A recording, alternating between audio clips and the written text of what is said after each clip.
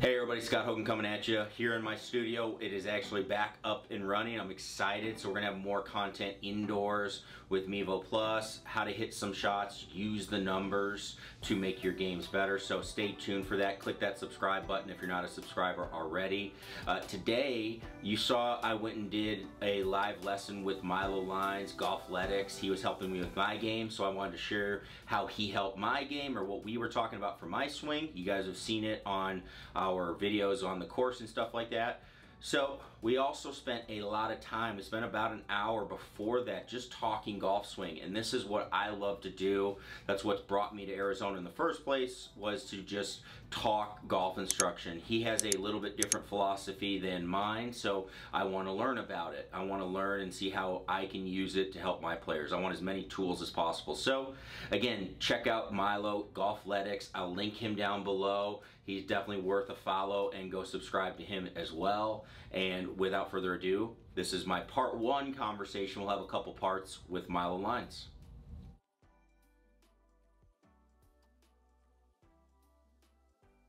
Some soft toss, and I watched it, he's lefty, and I watched his bat go like this. Whack. And I said, okay, we're gonna make your golf swing do that. So I had him feel like the club went this way and that way. Right. Immediately gained complete control of the face, started smashing it. Now he outdrives me by 30 yards. Right. So. Well, so why did he gain control of the face? Because the face is now being controlled by this motion versus he was losing it here and running out of, his trail arm was running out. Okay. No control of face. So when you see people that struggle with that move, now by design, some people do that, right? They will try to do that, where Sure. they try to run the face with their hands and arms there. A lot of people, and a lot of times it's because of what they're doing with the club over on this end. The face is too open, so in order to square it, they've either got to do something with their wrists, or they've got to stop the handle and catch the head up. Right. But and then, so then they got to. So then, for you, you work on pivot then with that. For them, yeah, I'm going to get the face way more strong, and then I'm going to figure out how to get the pivot to drive the club through the ball like this. Okay. And you can see that's perfectly stable. The ball is never going to go very crooked unless you hit it like me. I gotta hit it like me. Or like me. Or like me. There we go. There you go. Just had to warm up a little bit. Yeah. Okay, so let me ask you a question that you talk a lot about.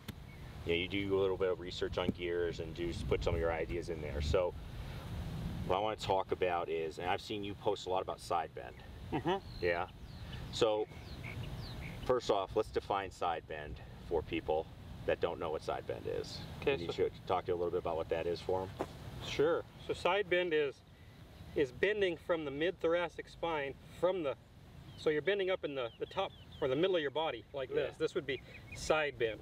So you can see I can bend without tilting. Yeah. Do that again for me. So that's left side bend. Yeah.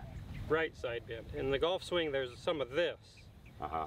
It's a real dynamic thing, and it's mostly controlled by how your pelvis moves. So as I start back, I'm in left side bend, and when I change directions, when this hip goes this way, it causes me to go into right side bend naturally. It just automatically happens.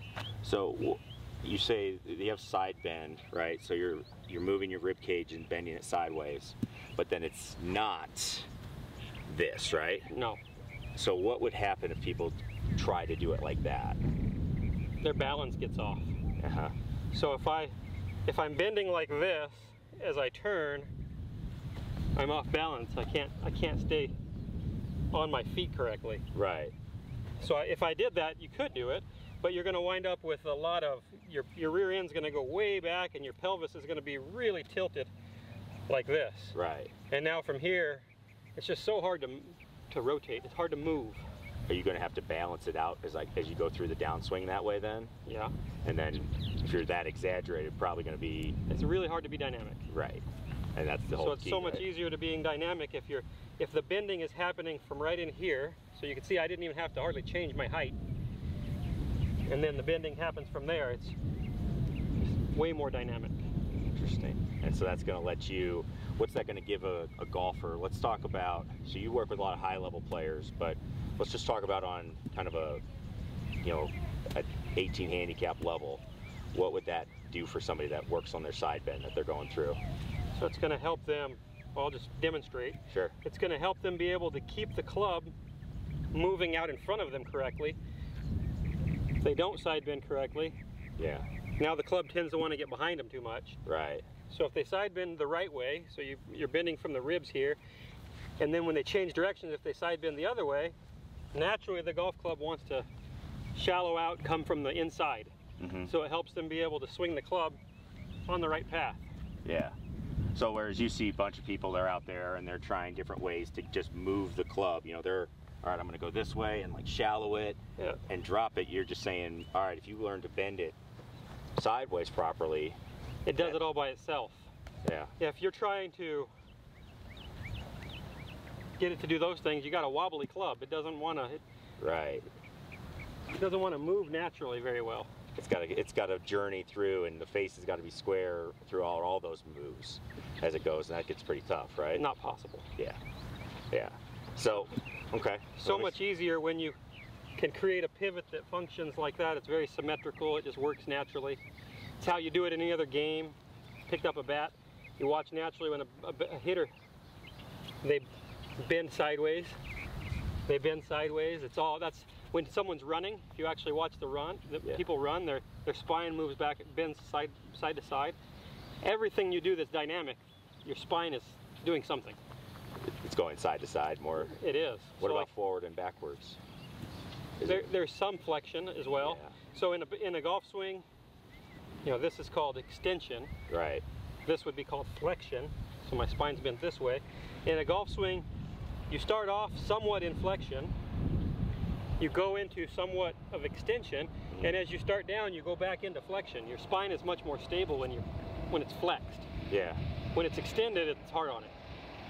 So you don't want to be trying to rotate and extend at the same time. Yeah, I've heard that from chiropractors. They say extension. You see those machines in gyms where they make you extend your back.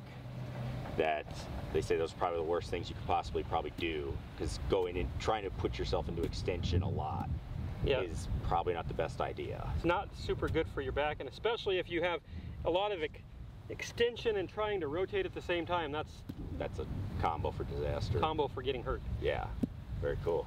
If you're in flexion while you're turning, you're actually light, so there's not a lot of force being put on you. So the best players, they're doing most of the turning while their body's unweighted. Right.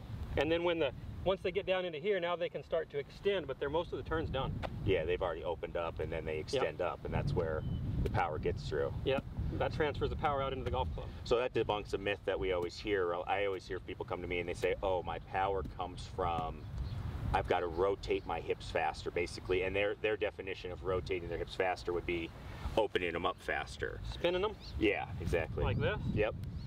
Yeah. It's a good way to not hit it good. Yeah, it's a good way to slice it a little bit. So your hips actually probably move just as fast when you do it the right way. When you put force into the ground and you're lightening, so my knees are bent, and then when I push, now my hips they spin open. Yeah. You don't want to spin them open first. Yeah, because you don't have any ability. If I get up here at the top, what you're just showing me there when I'm watching you, I spin it, I don't have any ability to go up right now. I don't have any ability to extend. You're done. It's done. So the club still hasn't come through, and the part when I need to pick up the speed and have all that happen, when I would extend to do that, it's gone. When you can't put any force into the ground without some bend in the knees. Yeah. So maximum pressure actually happens when you stop yourself from falling.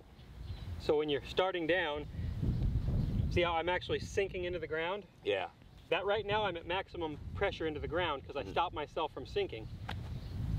If I go and stop myself, the most pressure I put into the ground is not when I stood back up, it's when I stopped. Braced yourself. I braced myself to keep my weight from going down. Yeah, interesting, yeah. So, okay. We'll get into the footwork here in a sec, but let's go to the club really quick. So you were talking side bend through. First off, really interesting, because again, I see a bunch of people that try to get to the side, they try to side bend. They've heard, all right, I got to stay in my posture, right, or in my spine angle, right? What is your feelings on, all right, do people from a, from our camera view, for example, you hear that? Yeah, right. So swinging this direction? Yeah. So spine angle, do they need to stay in their posture? Do they need to feel like they stay in their posture? Somewhat. Somewhat. I like them to feel like they're actually more into the ground. Right. And from here, around.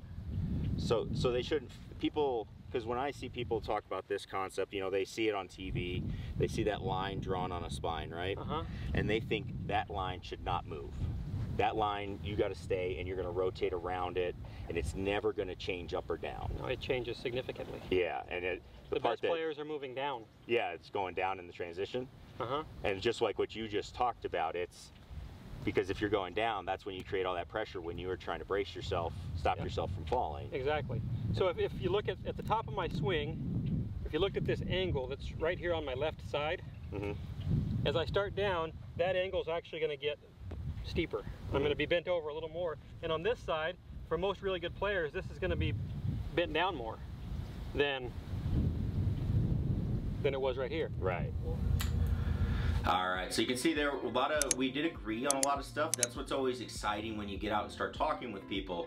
With the way the information that he presents it seems like it might be different than what I do, but I just present information differently is what I find. Now, are there a couple of differences? Of course. I have different players than him, and he has different players than me. So it's something that we have to cater the information to who we are working with. But at the same time, one of my favorite things to do is just get information and find information and just keep trying to get better. So you get to see, we were talking about pelvis movement, how you're actually moving more up and down than you are rotating. That's something that's always driven me crazy about the whole mainstream golf instruction world. I see that all the time about firing your hips, all that stuff. You can see how we talked about it's not exactly what you think it is, but also just a lot of great help with hitting the ball farther. Milo is a beast. He hits the ball a long way, so I was very interested in that because that's something I know many of you always want to be able to do. We'll be talking more about that stuff. I'll have some videos explaining it more in detail, and we'll have more videos with Milo, so make sure, again, you click that subscribe button down below. And as always, thanks for watching. We'll see you in the next video. Peace.